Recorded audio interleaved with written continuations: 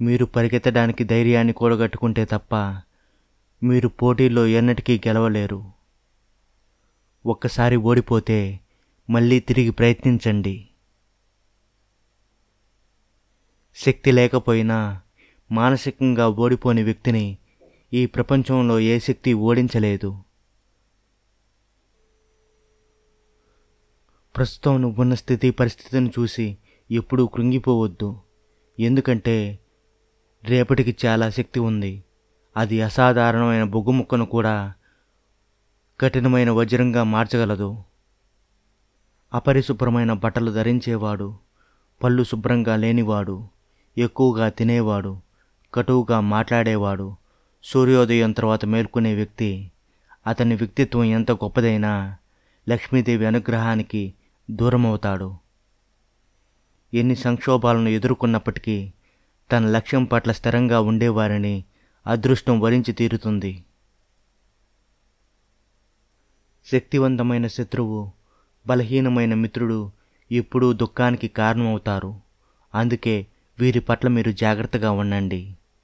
నీకు గౌరవం లేని చోట, జీవనోపాధికి అవకాశం లేని చోట, జ్ఞానం లేని చోట, స్నేహితులు బంధువులు లేని చోట జీవించడం వల్ల ఎటువంటి ప్రయోజనం ఉండదు.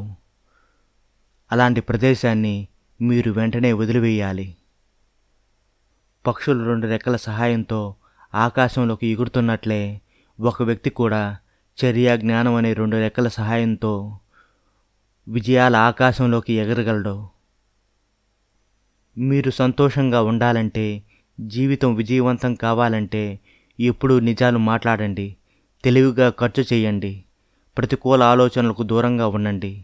ఇలా చేసేవారు ఎప్పుడూ ప్రశాంతంగా ఉండగలరు, ప్రశాంతంగా జీవించగలరు, మనశ్శాంతిగా నిద్రపోగలరు. అన్ని పాములు విషపూరితాలు కావు. విషపూరితం కాకపోయినప్పటికీ పైకి అలా కనబడే తీరాలి. లేకపోతే ఆ పాములు బ్రతికి బట్టగట్టి కుబుసాన్ని విడవడం కష్టం. జీవితంలో మీకు అధైర్యం ఆవహిస్తుందని లేసమాత్రం అనుమానం వచ్చినా సరే ఎంతమాత్రం ఉపేక్షించవద్దు. దాన్ని మొగ్గలోనే తుంచేయండి. లేకపోతే మొదటికే మోసం వస్తుంది. మన మీద మనకుండే నమ్మకం శత్రువును భయపెడుతుంది. మన మీద మనకుండే అపనమ్మకం శత్రువుకి బలాన్ని పెంచుతుంది. ఎవరైతే అందరినీ గుడ్డిగా నమ్ముతూ జీవితాన్ని జీవించేస్తూ ఉంటారో వారు తమ సమయాన్ని, డబ్బుని వృధా చేసుకుంటారు. అటువంటి వారే ముందుగా నశిస్తారు.